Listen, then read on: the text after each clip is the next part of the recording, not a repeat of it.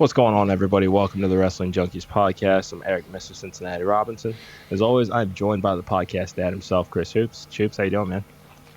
Hey, allergies, man. It is not fun out here, but we are doing something I love. We are interviewing a real life wrestler. So let's not let me talk too much. Let's get into it. I like it. I like it. Our next guest hails from Atlanta, having wrestled for Southern Honor, Platinum Championship Wrestling. He's also had appearances for WWE, AEW, and NWA. He's a former Triple Crown champion and an ambassador for Future Legend Clothing. Please welcome Hollywood Hunter James. Hunter, welcome back, man. How you doing? Good to be back. I'm doing fantastic. How about y'all? Can't complain. Beautiful day in the neighborhood here. Yeah. Hey, it's beautiful in Atlanta. It was cold in Cincinnati. Oh, I hate the cold. Y'all keep that stuff up there. Yeah, no. We usually do.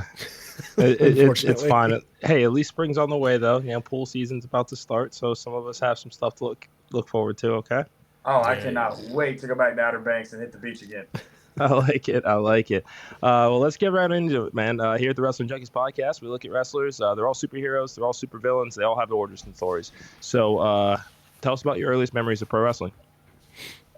Earliest memories of pro wrestling really revolved around TNA. And I touched on this the last time I was on here, so I'll kind of make it brief and summarize because you guys should go back and watch that last interview I was on talking about the awards for Georgia wrestling history. But surrounding like TNA and watching the X Division, watching AJ Styles, watching Chris Sabin, watching Alex Shelley, the list, we could go on for days and days and days. The key one I remember is AJ taking that insane drop kick from the top of the Ultimate X, going inside out, and the look on his face. And for some odd reason, Hunter James decides that's it. I'm going to be a pro wrestler because no one's going to drop kick me off the Ultimate X. And now, as I've done an Ultimate X match, I've been speared, but I did not get drop kicked. So I guess I was still telling the truth. There's time. There's time. How was an Ultimate X match? How was that experience? It was fun. It was awkward. It's one of those things to me. I don't like being I don't like being comfortable. I like being in uncomfortable situations. So that way I stay uncomfortable. That way I'm allowed to grow. So an Ultimate X really got to test different things that you don't normally test in a match, like a grip strength and accounting for your hands slipping and other little things like that. Like I remember, and I was 9. I just turned 19, and so I was only like 2 years in, less than that, realistically. And being in there with some of the top guys in the state at that moment, and some still to this day, and being the youngest, going for the Anarchy Heavyweight Championship. Originally the NWA Anarchy NWA Wildside affiliate, and going for that championship, and you really get to test your means against. I tested them against 4 different people. It was Skrilla the Great, Najacism, Nick Halen. I am so slipping on somebody. There was somebody else in the match. Whoever it was, comment below. But it was awkward. It was uncomfortable, but it was everything that I could ever ask for. I remember before the show, I was literally climbing all over that thing like a jungle gym, and to the point where I was like, what can I do to increase my chances of making this the best match possible? I like it. I mean, what would you say is the key to trying to remain as comfortable as possible in an uncomfortable situation in the ring? Take the time and take it in. You hear slow down a lot. You'll hear that 100 times. And I think what people should realize is taking your time doesn't mean slow everything down. It's slow the moments down and take it all in. I don't think it clicked for me until I was at WWE, and Gregory Helms, her Hurricane, Shane Helms, whatever you want to call him, right before I walked out said, you have 7 minutes before the Vikings music plays. So enjoy the moment, take it all in, because when it's gone, it's gone. And for the next 7 minutes, I played in the ring like I was a 5-year-old. And everybody in the back that came up to me after got a kick out of it. They thought it was cool that I wasn't just standing in the corner like this, nervous as hell. I was playing with the ropes. I slid out. I talked to fans. I did some cartwheels, and I did a backflip in the middle of the ring before the commercial came back, and just having fun. Because if I wouldn't be able to talk about it right now if I didn't do it. Yeah. And took in that moment. I could be like, oh, I was there. I got killed by the Vikings. or I can have this cool story of me playing around in a WWE ring like every wrestler wants to do. Yep. And the top guys that hopefully I get to sooner rather than later get to say I do this every night for a living. So this is just one step forward. It's a good mentality to have. Yeah, here. Sure. So we see the T-shirt, and I think that's great marketing right there. How did absolutely? How did you meet your tag team partner? Oh, so this is actually my manager. Oh, okay. Okay. So currently have no tag team partners. I think I've turned on every one of them because, they you know what? They just hate that the spotlight's always on me. I can't help that I'm that damn good. But, I get it. Yeah, see, I like mine. Yeah. But Tristan Michaels is my manager. I've known him since my third match in wrestling. He was one of the very first people that accepted me into the Landmark Arena locker room, which was home of Anarchy. He was one of the first people I spoke to in there. We got along since that day. He was a referee at the time, and when he decided he wanted to be done being a referee, he says, what if I managed? And I said, well, why not come to this show with me that he was already going to be at because he was riding with his friends. And I was like, why don't you manage me tonight? Let's just have fun. And we had chemistry from the get-go. And a year and a half later, we're still doing it. We're still strong. I literally just got off the phone with him probably 10 minutes ago saying, hey, what color do you want to wear this weekend? Are we rocking green, blue, pink, purple? Just trying to figure out a color scheme for this weekend and next weekend so that we can color coordinate. We have very like-minded when it comes to how he should be used in match-wise and how he should not be used, and also how to use him without using him, and just things that make him a different manager than everybody else, because everybody can just have that mouthpiece. Tristan's a fantastic talker when to get heat, but he's also really good because he's been in the ring with a lot of guys. He reffed for 10 years, if not longer. So he's seen things. So when he gets an idea, oh, I did this. I saw this one time in a match where somebody hit the rope and the manager pulled the top rope, so he couldn't hit the dive. He tumbles over. I was like, cool, let's do it tonight. Point blank, period. Yeah. And vice versa. If someone goes, hey, I want to kick your manager, absolutely not. Who are you? We're not in a feud. Who the hell did you ever be? Yeah.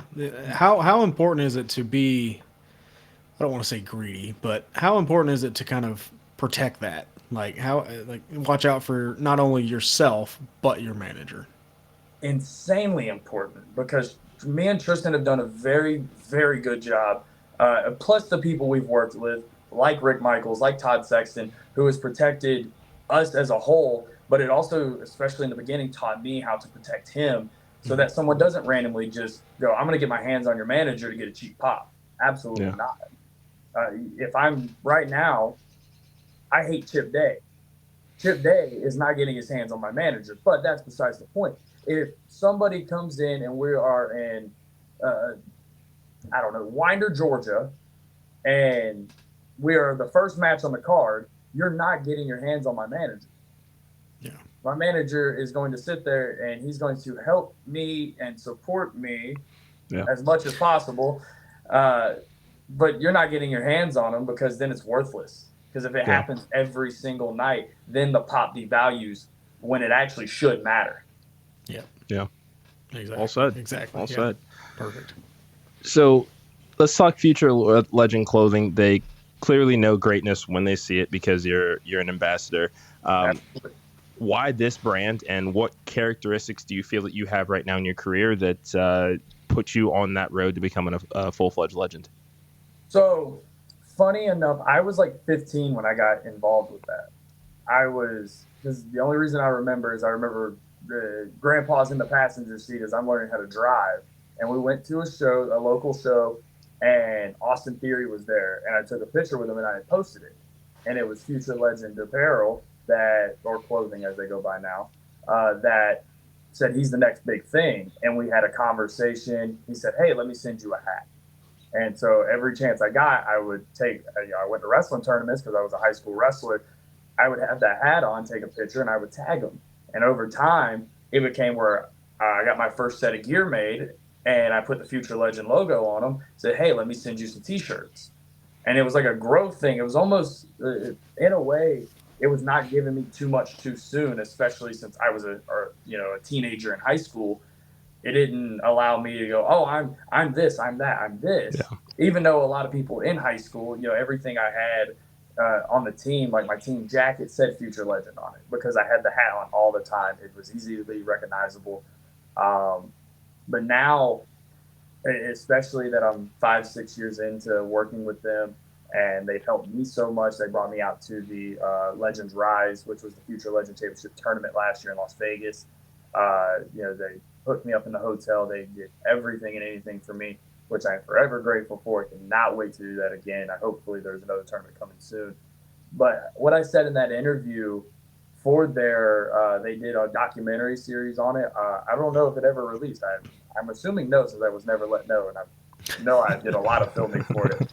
But even if it's in the archives, I said that being a Future Legend is not just showing up when everyone's looking. It's just doing everything you can when nobody's looking. It's what you do outside of everyone's vision that makes you so good. It's because anybody can show up to the gym while everybody's there at 5 o'clock and go through the motions and everything. But it's when you show up either early. I'm personally a late night gym guy. I'm not an early morning gym guy. It's when you show up at 9-10 o'clock when it starts to die down, and it's you and maybe 3 other people in there. The whole gym's there. You can either slack off, which makes you a common day guy, or you can bust ass and you can earn that pump that everyone chases, and then you can see the progressions throughout that. It's training in the ring still, and you don't have to train in the ring every single day after you stop training, but everybody needs ring time. If you can't get it during the week, get it there before the show. I'm big on before a show. I love getting there and breaking a sweat, and while most people are on the way there, get there early. Put in the work that no one sees, because it'll show when you actually put in front of, whether it's 100 people or 100,000 people. Makes sense. Yeah, absolutely. Man, another great answer. That was really good. That was got chills on that last part. He's ready to run through a wall now. Yeah. Well, as much caffeine as I've had today, absolutely. I get it. I go through a lot as well. Speaking of wrestling in front of many people, right? You competed against Cole Carter on AEW Dark last year. How did you prepare yourself for performing in front of that live TV audience as opposed to kind of a indie show taped audience? I try to treat everything the same, and I know this can be. I heard one thing one time, and it was an amateur wrestling match or a high school wrestling match, and they said it's just another match. So win, lose, or draw, it's just another match. So putting it in a pro wrestling sense, I treat every match like it's going to be my last match. So no matter what I'm given, whether they tell me I have 12 minutes or 3 minutes, I could have 30 minutes, or, hey, tonight you got like 4. I can still do 100% of the work I can in that allotted time.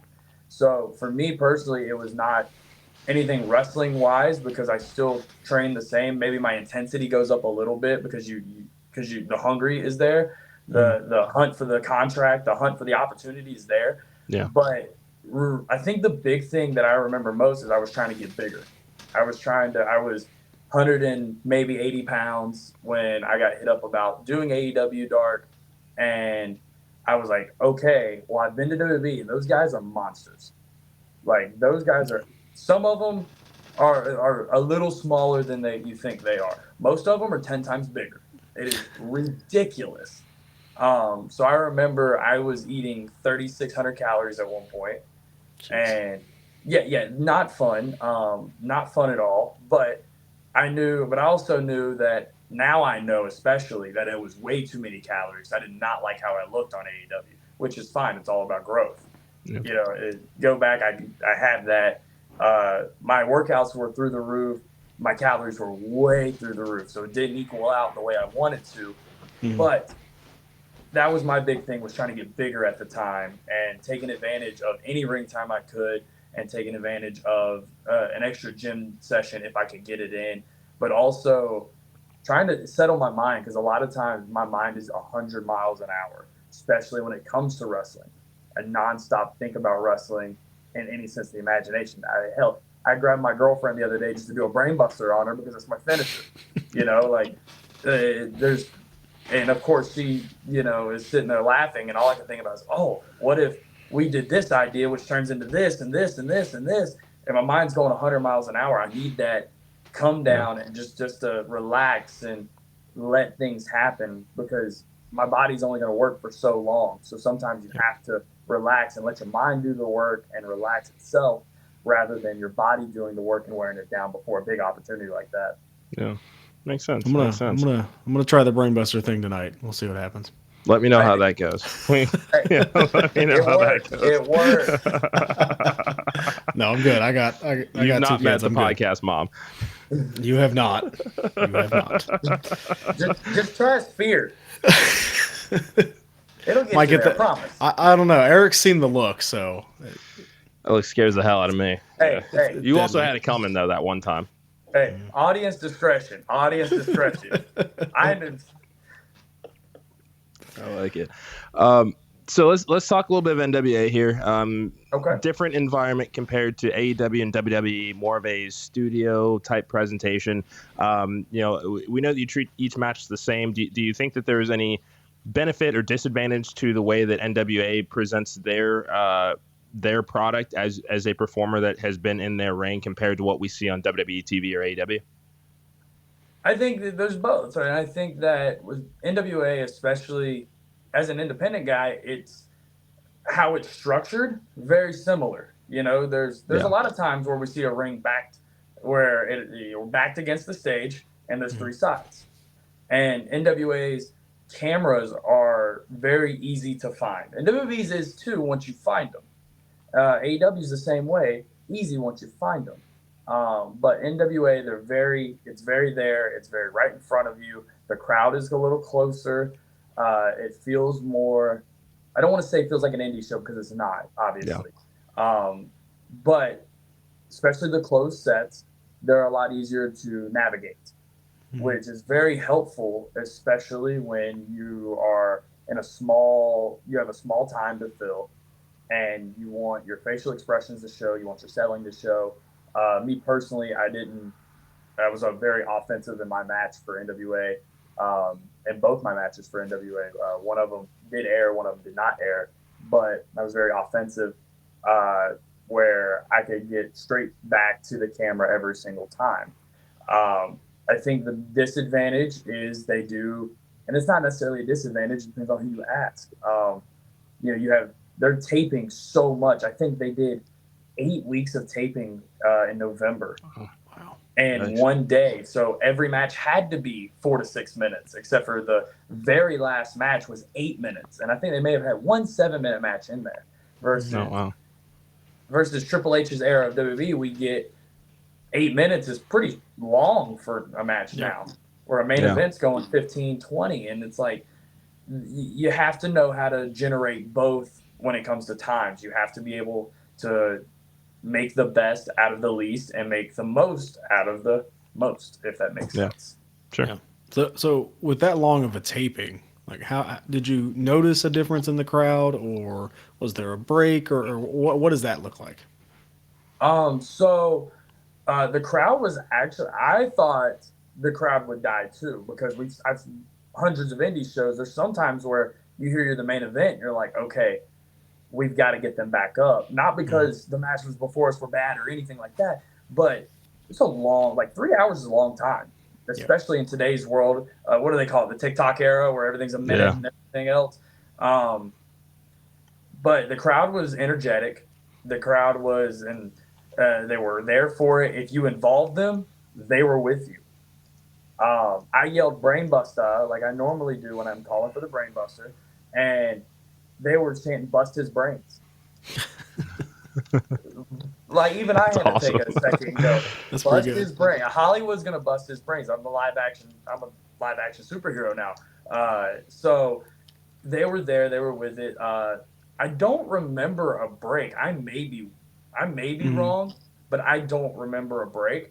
But I do remember everybody was at the end of the night. Nobody was, even the guys that had multiple matches that night. I only had one that night. People that had multiple matches that night, they were still recharged and ready to go. Not only because their cardio is great, but because the matches are shorter. So it's not as much wear and tear on, because you may only see Silas Mason wrestle 3 times in the next 8 weeks. And the breaks, and if there was breaks, it was the talk segments, it was the promos. Yeah. And there was quite a few of those. So that was the big talk stuff, and that was the big break stuff that just came to my mind. Nice. Yeah. So, as you had mentioned before, you've been on the show before, talking about the Georgia Wrestling History Awards. As we kind of take a look back at your wrestling history and all the accolades that you have had, who would you consider your greatest rival? Ooh, greatest rival. I know there's my favorite person to wrestle and my greatest rival is going to be 2 different things. So my favorite person to wrestle, because it challenges me mentally, because we work so well, we have the same mindset, is Nick Halen. Nick Halen and me gel so well. We bring the best out of each other. Every time we wrestle, one of us gets busted open somehow, some way. Nose, mouth, eye, who knows. Somehow there was one match where we both got busted open. We went to the back and we're like, when did this happen? I was like, I don't know. My greatest rival, I'm gonna go 2 ways here. I'm gonna do an either or. Judias from NWA. I had a I thought, badass feud with him at Southern Fried Championship Wrestling, where he has a temper and I took advantage of it. I'm very big on mind games, and I'm not a hothead in real life, and I'm not a hothead in the ring. I may get frustrated, but I'm not a hothead. So I used his hot-headedness, if you will, against him, and won the Southern Fried Heavyweight Championship without even having to put the big guy down. Yeah. You know, I just pissed him off enough, and I kept that title for 3 or 4 months, and we had CT Keys involved in there trying to get his title back, which was the Southern Fried Heavyweight Championship. It was a 3-way. It was more focused on, it may have been centered around Judas having 2 enemies or 2 foes at the time, but I was the champion. I was just as important as CT was and as Judas was. And it was fantastic to be in that role. Obviously cannot wait to do it again. But the feud I'm having right now with Chip Day at Southern Honor is intense. Yeah. I've never had such an intense feud. Over nothing, too. There was no rhyme or reason why Chip Day should hate me other than the fact that I brainbusted his ass on a stage, practice stage.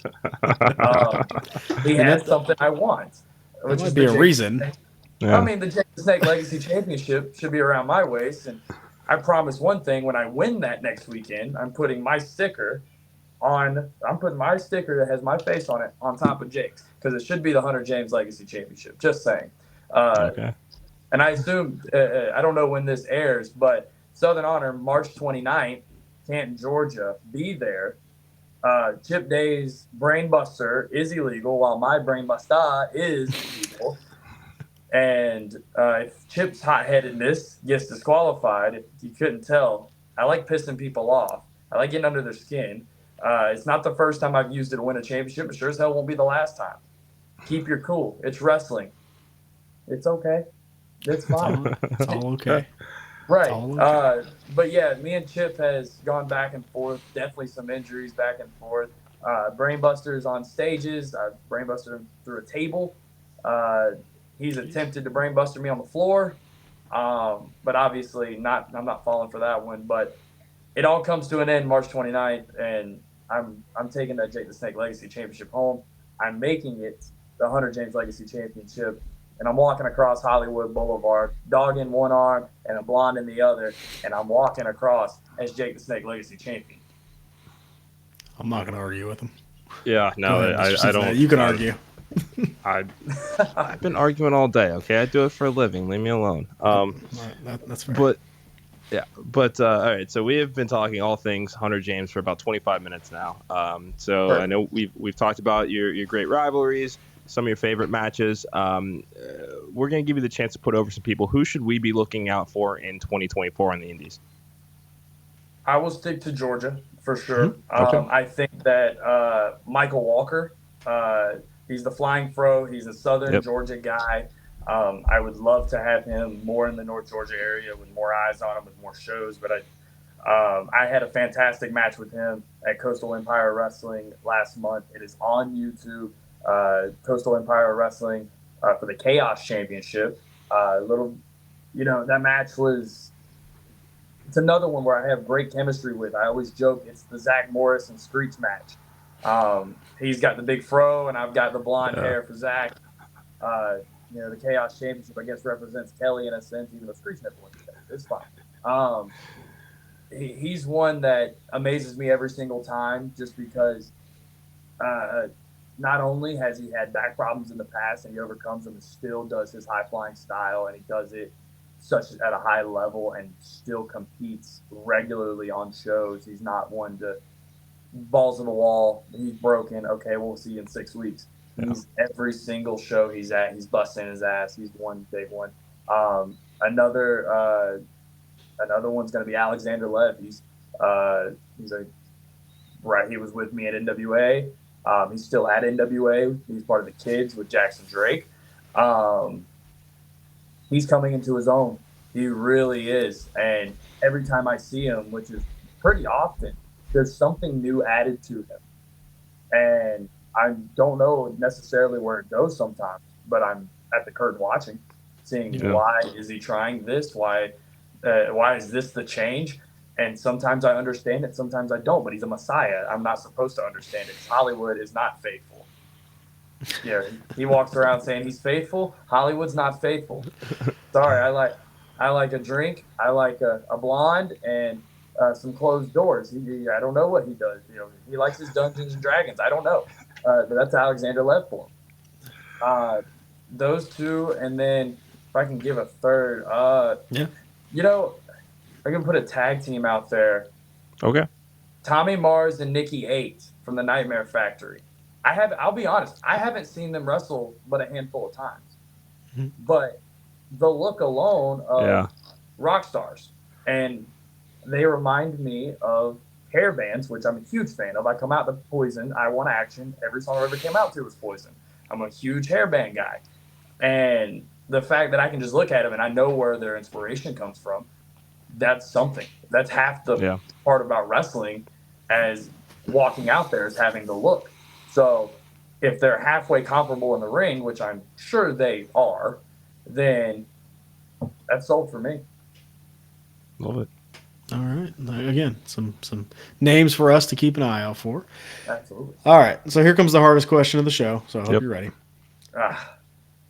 And I feel like I know the answer, which I don't want to ask it now. But Mr. WrestleMania, when you hear that, Shawn Michaels, The Undertaker. Oh, it's Shawn Michaels. See, I thought so. Your streak's over, buddy. The streak is over. Not only is the streak over, but you know what? But even if you put in the same category, to this day, bar none, the best WrestleMania match of all time, WrestleMania 25, Shawn Michaels and The Undertaker. This is what I've been saying. Then again, I think the top 3 matches in WrestleMania history has Shawn Michaels in them, so that makes him Mr. WrestleMania. Come on, him and Shawn Michaels and Kurt Angle, Shawn Michaels and Bret Hart in the Iron Man.